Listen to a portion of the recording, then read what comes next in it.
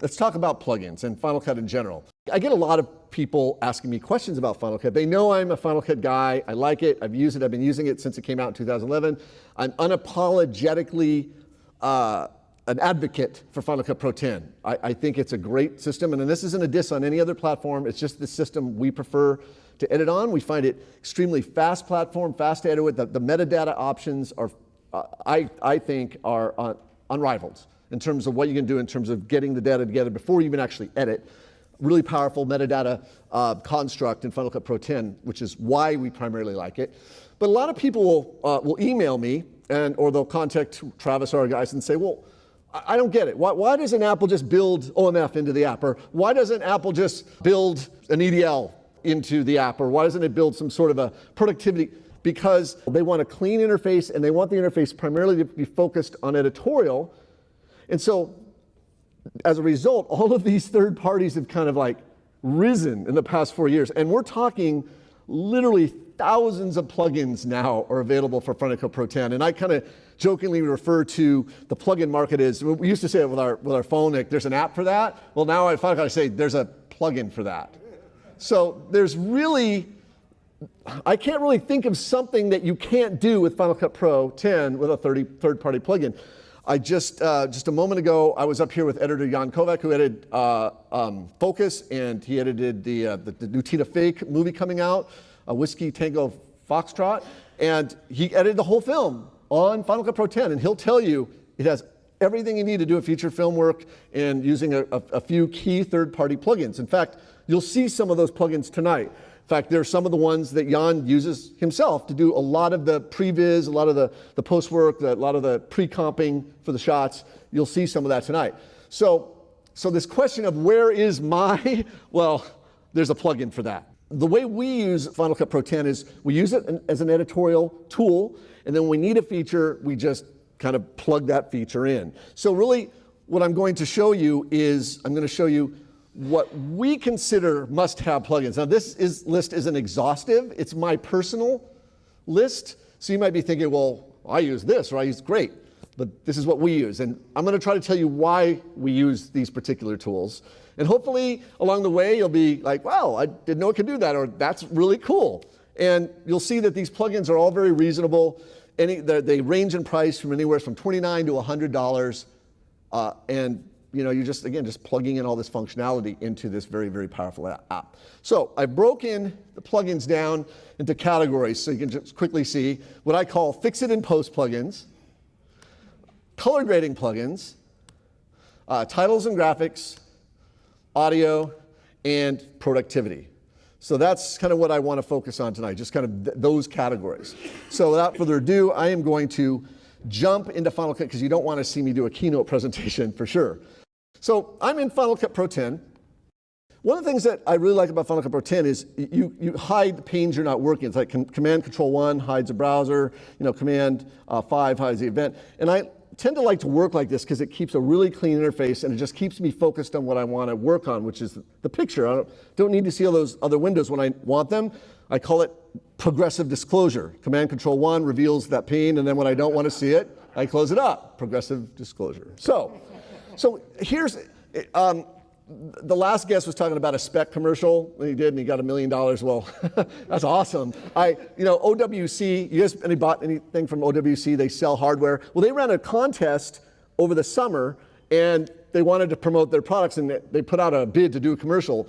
Unfortunately, I didn't quite understand the nature of the contest. It was really about how many likes you can get on your face. And it's so that, and I really worked hard, and it's like, oh yeah, people liked it, but there wasn't like an impartial panel. And anyway, that said, I shot this commercial, and it's basically this kid. It's only 30 seconds, so I might as well show it to you because I had this one little thing that I used a plugin for. So let me just play it for you.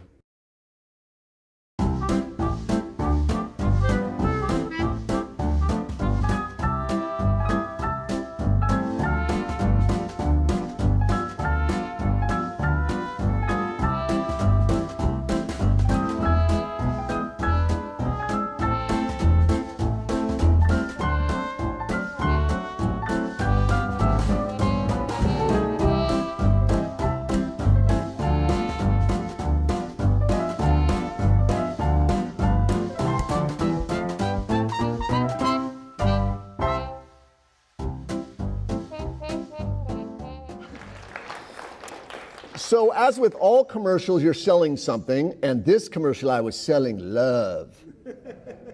Right? Buy this drive, get the girl. Right? That's really what the commercial was about. Now, as you can see here, he's excited about his thing that he filmed with his GoPro camera, and he wants to impress a girl, and he's showing her on his iPad, but of course, I need a replacement screen there, and this is where the first plugin came to be, and this is a great plugin. It's a company called CoreMelt, and you may have heard of it. It's a product called TrackX, and what I'm going to do is I'm going to open up the generators, and here it is, TrackX. So really easy to work with. So I'm going to park my playhead right over the shot, and I'm going to press X to mark an in and out point. Then I'm going to go over here to this track layer, and I'm going to press Q. And what that does is it matches that particular effect. It matches the duration of the clip below it. I'm going to go ahead and select the track layer, and I'm going to go ahead and move this out of the way. And you have some instructions here about what to do. Basically, you want to create a shape for tracking. So what I'm going to do is go ahead and click here, and I'm just going to go, actually, let me do this real quick. All right, so I typically, when I use this, because I know I'm going to be tracking this forward, I'm going to go ahead and move this playhead right to the beginning. I'm going to start right here. And notice you have a bunch of shapes. You have, some rectangles, and you have some polygons and some free shape tools. I like this tool a lot for creating masks because a lot of times you have kind of parallel lines are easy. You're just going to drag along here, and I'm going to follow the shape of this iPad screen. Just going to go ahead and do this, and then I'm going to close up the mask. All right, now I'm also going to zoom in just so you can see a little bit better what I'm doing here. All right, and the reason I'm going to do that is because now I'm going to just make some finessing to this mask. I'm going to just grab that green dot.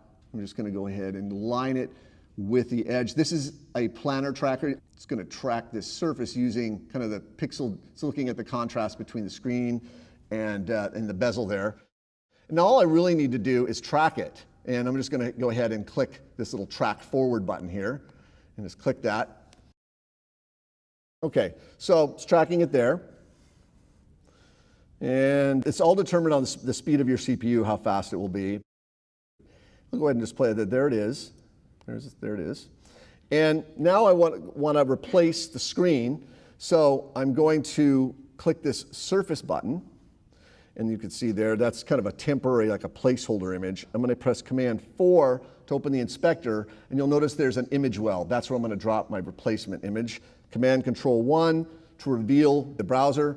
And the image I want is over here, this helmet cam image. I'm going to use that. So, and the reason is I shot a downhill race, and then I sped it up. So it's really kind of his point of view, because remember he had that helmet, that GoPro camera mounted to his helmet there. So I'm going to select this track layer. I'm going to go ahead and select this well. It's going to ask me what image I want to use. I'm going to go ahead and skim to the frame I want to start on. The skimmer will determine where the image starts. I'm going to go ahead and click, and then I'm going to click Apply Clip. And as soon as I do that, let me go ahead and Command Control 1, close that. I'm going to go ahead and do a fit. Fit to window, and we'll go ahead and take a look at this. And then I wanted to show you how fast it is to work with this plugin. So there it is. I mean, and there, then tracks are there, and you can make the adjustments. The idea is you can do screen replacements really, really quickly with TrackX. Right. So I believe that plugin by itself is $100. Okay, from CoreMelt. Let me show you quickly another use for the tracking plugin. I'm going to go to projects, and I'm going to show you another instance of a tracking thing here. I mentioned earlier that I like to do a lot of underwater photography, and it's a lot of fun. It's kind of a hobby of mine. So I have all this stuff that was shot in the Caribbean, and I don't know if you can see it or not, but right here, you see that little, I guess, that little piece of schmutz right there? Okay, that was me not cleaning the inside of my dome port of my camera. So yeah, exactly. So really, that is just really there, and you could, you know, maybe not see, but it's just right in my face, and I wake up at 2 in the morning thinking about it, kind of thing, right? So I have a great plugin. There's another great plugin for this. Like I said, there's a plugin for that. I go back to effects, and you'll notice, let's see here, there's a plugin called SliceX, and there's a number of different options here. The one that I used here is called Object Remover. And I already have it pre-applied, so I don't have to kind of go through what I did previously, but you'll notice I have it turned off right now. I'm gonna go ahead and turn it on. Now watch that little piece of whatever junk there. I'm gonna go ahead and click the object and turn it on, and it's just immediately gonna go away. What it does is it samples a pixel. You pick an offset, and it'll sample the pixels, and you can change the offset, and I'm actually taking, you know, pixels from this area to cover that little area there. And that's all I did, and I tracked it using the same method I showed you before, which was just using this little tracking button. So now I'll go ahead and play it for you so you can see that pretty much saved my bacon on this. There, it's just gone. And just distracted. I can sleep at night again. Right. So that was my, both of those plugins, SliceX, TrackX, you can get them from Cormount for about $200, but I think we're running a special. I just saw it on the web. It's for $149 for both of them. I think it's a must-have for Final Cut Pro 10. All right, so I'm going to show you some color grading, useful color grading options that you're going to want. All right, so I've got this timeline open. Command 4, close that up. The first one I want to talk about is this $29 utility called LUT Utility. Of course, LUT stands for lookup table, right? And look, the short description is you've got these cameras like the Canon C100 or even a, you know, Blackmagic has all this dynamic range, and, you know, televisions can't display all that dynamic range, so these really smart people have to come in and write these algorithms to take all that data and squish it into a smaller space, right? And that's where you get the flat look, right? So this is shot flat. This was shot with a C100 Mark II, that camera right there, and it was shot flat. When they called Canon Cinema Profile. But a lot of times you don't want to work with it flat. You want to apply a LUT so it looks more natural, like in what they call Rec 709. It looks like more pleasing colors. And how do you apply a LUT in Final Cut? So we're going to look at this LUT utility. It's really great. So I'm going to go down to, let's see, color. And let's see, no, actually, LUT utility, because when you install it, there it is. So I'm going to grab this LUT utility. I'm just going to drop it right on the clip. And I'm going to press Command 4. And open up the inspector, and notice it says apply LUT. Right now there's no LUT applied. You can see that, no LUT applied. But I'm going to apply a LUT, and there's all kinds of built-in LUTs. Here it is, Canon log to Rec 709. So I just select it, and boom, just like that, it applies the LUT. $29 has all these LUTs built into it. And then that looks a little heavy-handed to me in terms of contrast, which you can then mix down by using this little slider here. You can just drag this and kind of mix, you know, how much of the LUT you want in the image, which is really handy. Let's do another example. I'm going to jump down to this. This was shot by my friend Abba, and this is a Blackmagic cinema camera. I'm going to go ahead and apply the LUT there. And this time you'll see that this one is like Blackmagic film to Rec 709. And just like, oops. Yeah, you can, yeah, there you can see, there we go. Instantly, you get a good looking image by playing these LUTs. So $29 utility is really great. Now, let me show you some fun stuff that I think it's really great. One thing to bug me, I don't want to sit there and have to apply a bunch of LUTs one at a time. And you can't, in Final Cut, you can't select a bunch of clips and apply a LUT to like you can in Resolve. So I have a really useful thing you want to know. So let's say, for whatever reason, I like this LUT applied. Final Cut allows you to save an effect preset and then name it and put it in whatever category you want. And in fact, I've already done that, so I'm not going to do it again, but I can name this LUT, you know, Canon 709, what have you, and I can store it in a custom category or what have you. I already created it, so in fact, let me go ahead and remove this LUT. And I'm going to, I know these clips are the same right here, so I'm going to select them both and just drag this Canon log, and then I can just, you know, drag them on there or double click. But here's what's new. Apple came out with a recent update, 10.2.3, right?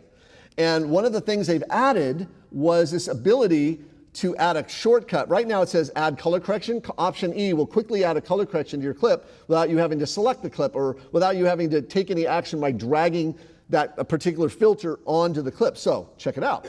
All you have to do now is, let's say I wanted to turn this into a LUT that I plan on using all the time. Control click, make default video effect. This is new.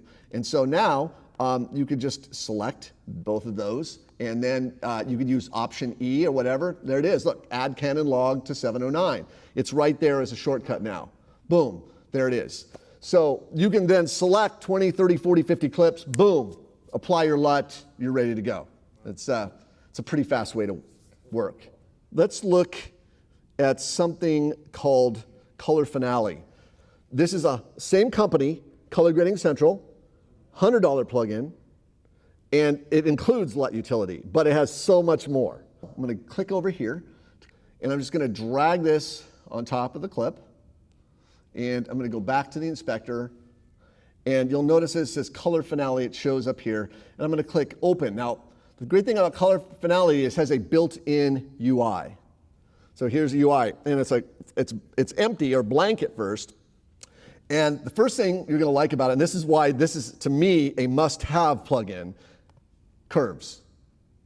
So you got to have the curves. I know Premiere has really great curves with their Lumetri, potato to potato. Curves are really important. In this case, what I want to do is maybe just kind of create a nice little S curve, and maybe bring down the shadows a little bit, and then punch up the highlights. This is fairly common kind of a thing that you would do with a curve. And I'm not going to mess with these right here. I'm just going to do a simple S curve for luminance. And now I want to add, I want to work with the lift, gamma, and gain controls. So I'm going to go ahead and add these color wheels. So I've added color wheels here, and you can see I have lift, gamma, and gain here. And maybe I want to do is I want to push, he's looking kind of depressed. Who knows what happened. There's no girl there. Yeah, he said, yes. It's a Boulevard of Broken Dreams. And so he's not happy in La La Land. So what I want to do is I want to move the color. So I'm going to work on the highlights here. So I'm just going to grab this little puck here, and I'm just going to kind of move this. The thing is that look, if you like color wheels, you're gonna really love this. You want to cool down the image here, and then maybe I'll bunch up the sat, move up the sat a little bit, and then we can kind of see. What's really nice is you can check these boxes, so you can do a kind of a before and after with these little boxes here. The color wheels, you can kind of see what you're doing to the images. I actually think it's a very good idea to grade with scopes. You can see when I did push the gain blue, I've got the parade scope open here. You can see I'm adding a lot more blue to the image here. Added some saturation, and I can keep going here, but I want to reserve some of the other ones here for something else. I'm going to go ahead and close this for now. Nice thing is you can save this as an effect, just like before I showed you with the LUT. You can do save effect, and you can call this, I know, Hollywood, sorrow, whatever, and and you could name the effect, and then apply it to whatever image you want, which is great. Remember I said that you don't have to buy the LUT utility if you get Color Finale? Well, you'll see that now. What I'm going to do is I'm going to select this image, and I'm going to throw on Color Finale. This was shot with the awesome Sony A7S II. Wow. Oh, yeah. You got that? No, this is Abba's camera. I can't own every camera. I want to own every camera. I'd love to own every camera in the world. But anyway, this is a great camera. That's the Sony A7S. And does it not look flat? It looks flat to me. It's flat. So what I'm going to do is I'm going to go into Color Finale, and this time I'm going to click this cube because LUTs are in kind of a 3D space, a cube space. So I'm going to click that, and you'll notice that all the LUTs will appear here. Okay, there they are. But here's what's really neat. If I click Launch, I can launch the Cube Manager. The Cube Manager. Yeah, so I got this little LUT Manager, Cube Manager. I'm going to go ahead and I'm going to click this plus button. And my friend Abba out of Premiere, he saved me a Sony A7 Night Shot Cube LUT that I can click, and I can just open that up. And now it shows in there. In fact, I can even add a folder. I can say Abba's LUTs. Is that awesome? And now I just grab the LUT and I can drop it right in there. And now I have Abba's LUTs in his Abba's LUTs folder. That sounds weird, I know. All right, so close that up. And under the LUT group, actually one thing that's a little weird, so Denver, the owner of Color Grading, if you're watching this, this could be a little better. I have to close that down and then reopen the interface for that LUT to appear. It shouldn't be that, but that's the way it is. There it is, Abba's LUTs. And there it is, the only LUT I put into it. Click apply. Custom LUT created in Premiere, applied in Final Cut Pro 10. Pretty awesome. Yeah, yay. All right. Yes, so one more thing with Color Finale that it's pretty awesome. I'm gonna go to this last shot of Abba and his brand new little, his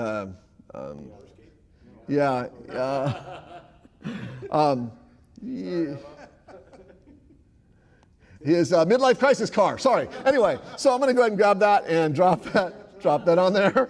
And I'm gonna click open. And one other feature about this, this is a good way to end this one. I'm gonna click this little button here and check it out. You have these colors. This is very much like the Lumetri color palette where you can choose a color. Like I'm working on red, but I don't really like it red. I'm just gonna push it towards orange or maybe a little bit more magenta.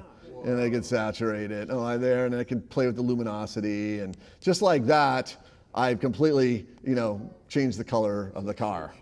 Yeah, it is a little cheap, but look, I'm telling you, in a hurry and you got to do something, this is a great tool to be able to change map. There was another red car back, maybe, that we'd have a problem and I'd have to mask that. Or I'd have to track it with SliceX or TrackX. So, but now you know you have a plugin for that, for this. Yeah.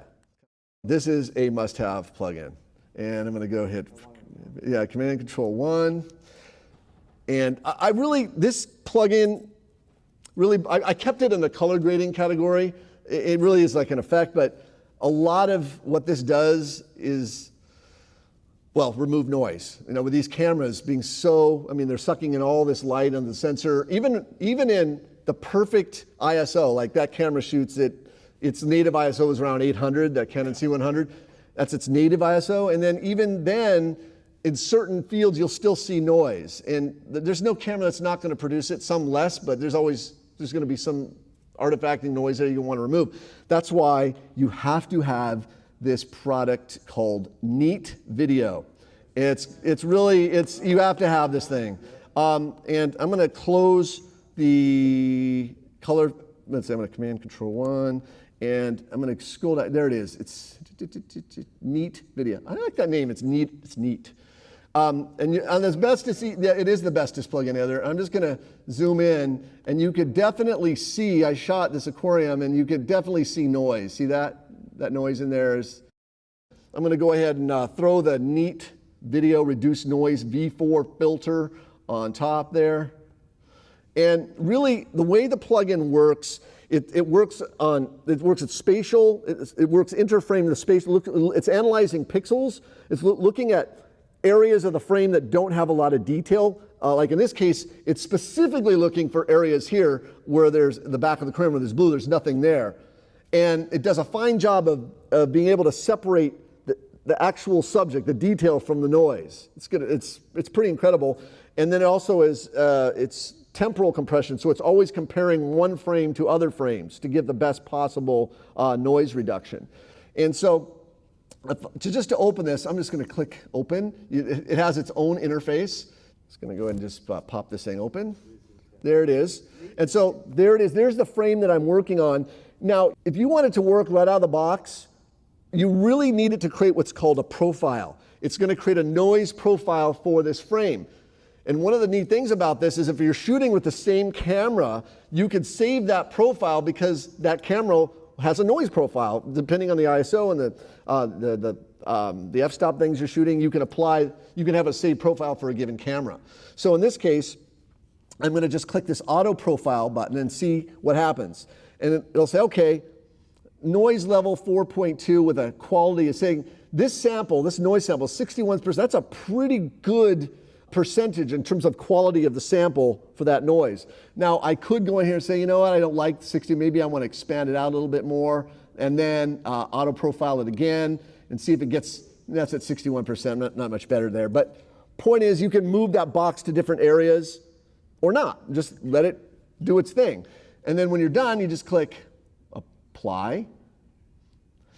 And what I'm going to do is click off the plugin for a moment. I'm going to click off the clip and then click back on, and I just kind of refresh the screen. And I'm going to turn the filter off. Let me see if I can zoom in here. So, yeah, so I don't know if I'm going to go ahead and, okay, you guys see the noise? Okay, now you should be able to, now I'm going to go ahead and turn it on. Yeah. I mean, you could, it's pretty dramatic. I mean, there you go. See, that's what the filter on. It holds the detail. And it holds the detail. It's a must-have filter. It's just one of those ones that are really got to have in your toolbox, especially if you're shooting with a lot of different digital cameras. All right, let's move on. I wish I could camp on any one really for a long time, but can't. If you wouldn't mind, we've done color grading. We did effects, fix it in post, color grading. Let's take a look at some graphics and effects things that I think are really worth knowing about. And this is my own shameless plug, is that we produce a plugin called Callouts.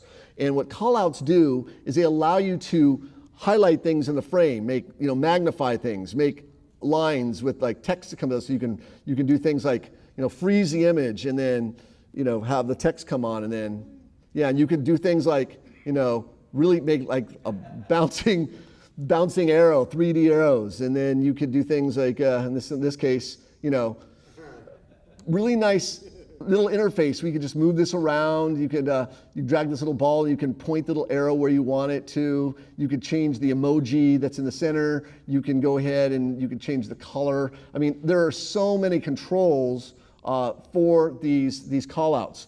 And let me go ahead and show you how many callouts there are. They're actually titles. So if you go to the titles section, and when you install them, they will be in a section called Ripple Callouts.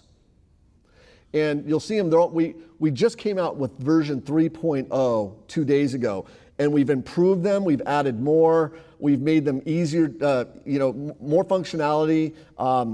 We've broken them into categories, so they're much easier to find now.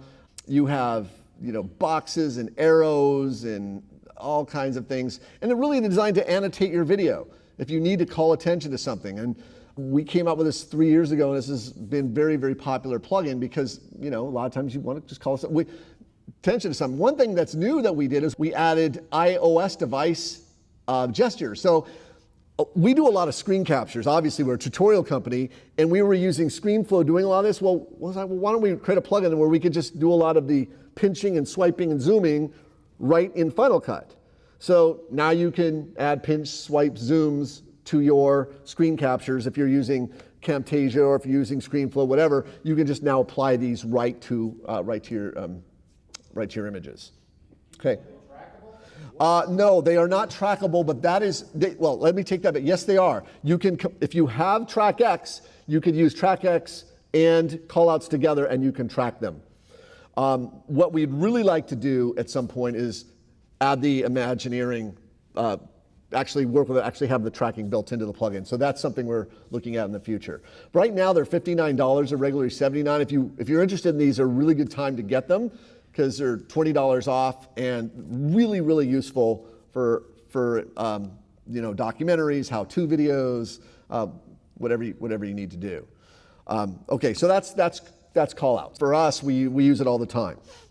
You know that Apple introduced 3D text back at NAB, and I have to say that 3D text, the rendering, the engine for the text is just incredible. I mean, the amount of you can create what I call network, broadcast, cinematic quality 3D titles with a very simple interface. I created this little, what I call a superhero fly-through. I created this in like 15 minutes, just completely with Final Cut Pro.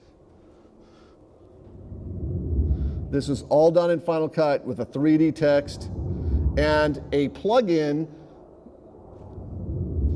called mFlare, which I'll show you in a moment. But do you notice how these text items, notice how that it's moving towards the screen? I should point out that if you do use 3D text in Final Cut, you'll notice they have some animation presets right here built in. And if I go to 3D, there's some animation presets in here.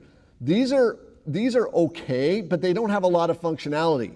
In other words, you can't keyframe a lot of the parameters in the built-in one. So here's what I'm going to recommend you do. If you need the text to fly towards the screen and to keyframe, like what I was just showing you, like moving through a letter or what have you, we have a free plugin called Ripple 3D Animations. And these, you can go up to FX Factory. In fact, let me just show you. FX Factory is how our plugins are delivered.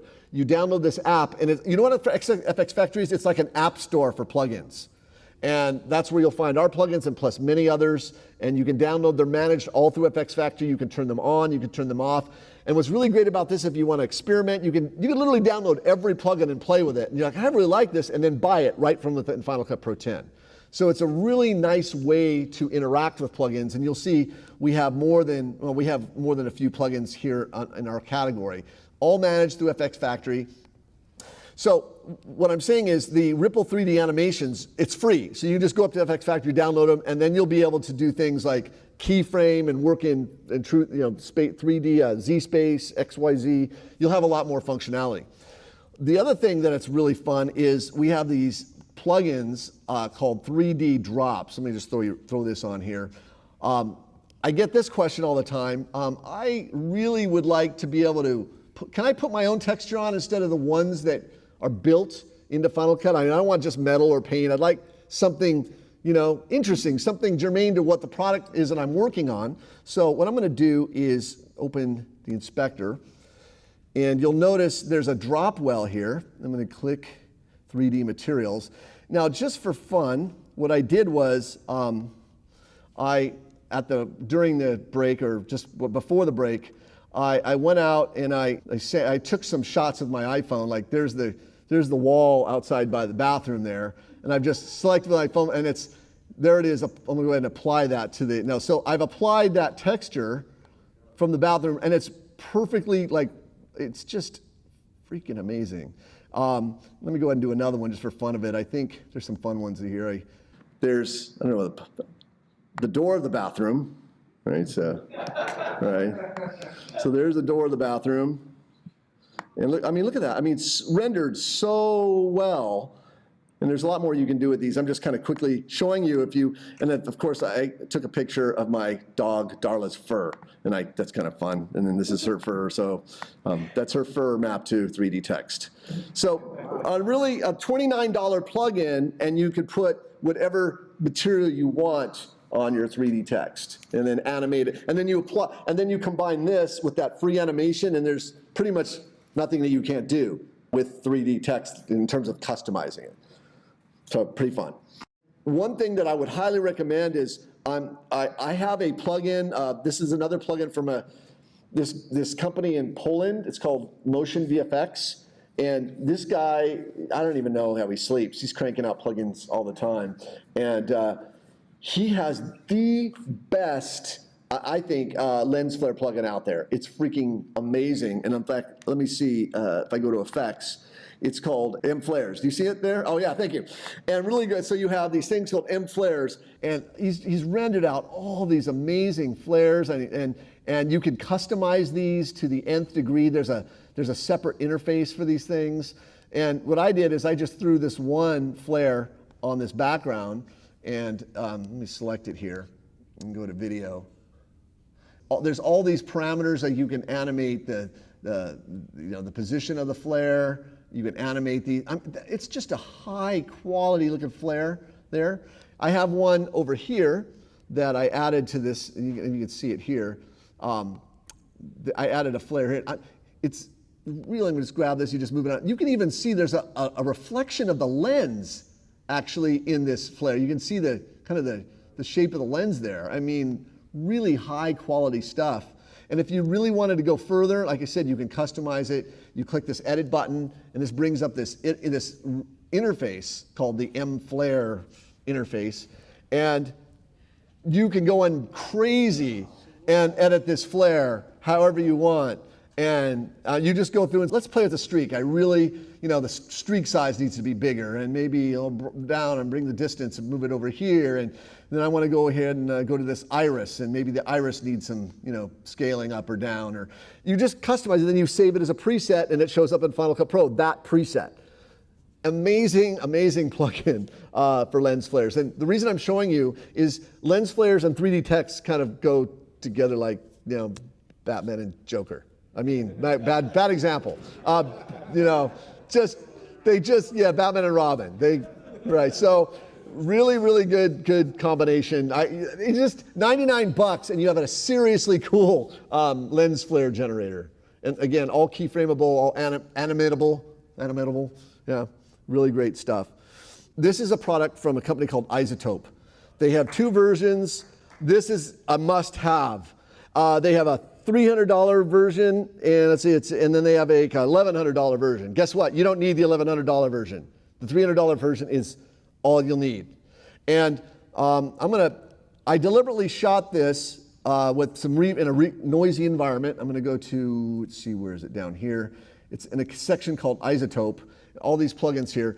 How many of you? Look, all of us have struggled with reverb. We shoot in a kind of environment that we just want to pull down the reverberiness of the room, right? So I had him record this. This is Spencer. I'm reading the preamble of the U.S. Constitution.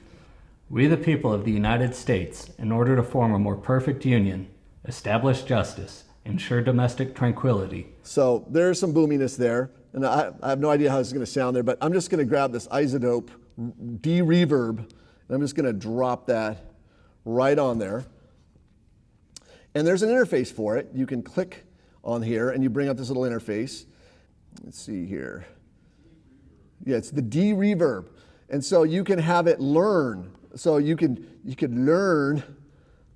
Provide for the common defense, promote the general welfare, and secure the blessings of liberty to ourselves and our posterity, do ordain and establish. Okay, so what it's doing, it's kind of trying to figure out where kind of the refractions are happening, and you get kind of a waveform. There's a lot of control in here. My goal is just to show you, like, out of the box kind of what it could do. You have a bypass filter, so you can do a before and after. Let's see here. I'm going to go ahead and deliberately bring up the reduction here.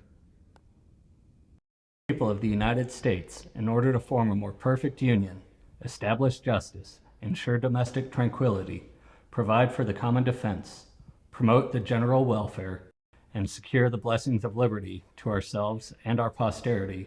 It's kind of probably hard to tell, but we use it all the time, and we get voiceover from people, and it's just, we put this thing on there, and it just does a really, really, really great job.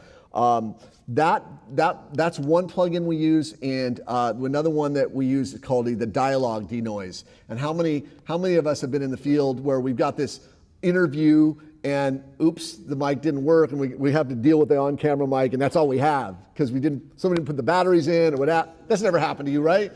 So you just got to deal with the audio you have.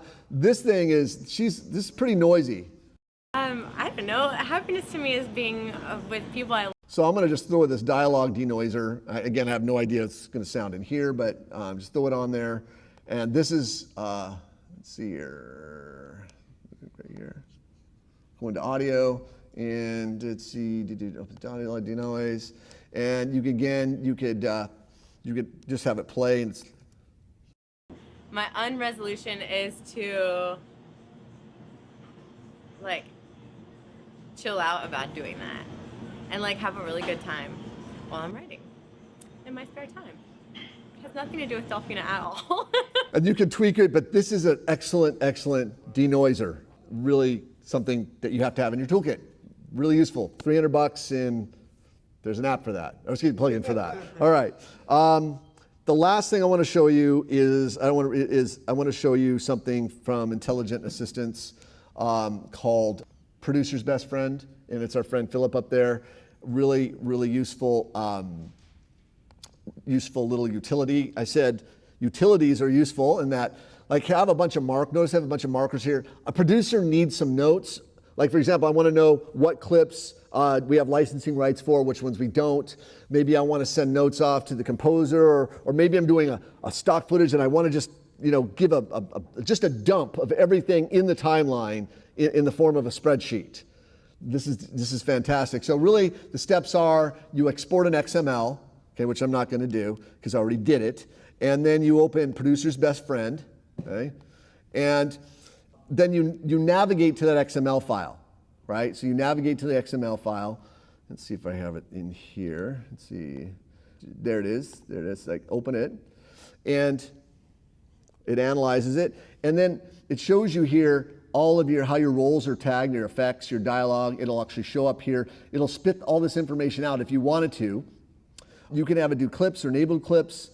And here's where I found it really useful. You could decide what do you want to add to the report, a summary sheet, markers, keywords, titles, generators. You can pretty much everything you want. And then you just save it as a spreadsheet.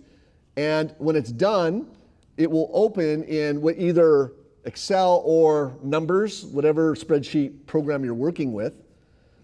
And there it is. It opens as a spreadsheet. Look at there, it shows you my roles. It's my video, there's my dialogue, there's my effects. It's literally will see you view hours and hours of work. There's my hard effects, there's my Foley effects. Because I broke everything down to roles, I know exactly what these are. I can give this essentially a cue sheet to my sound guy or my sound girl. And really, really, really useful.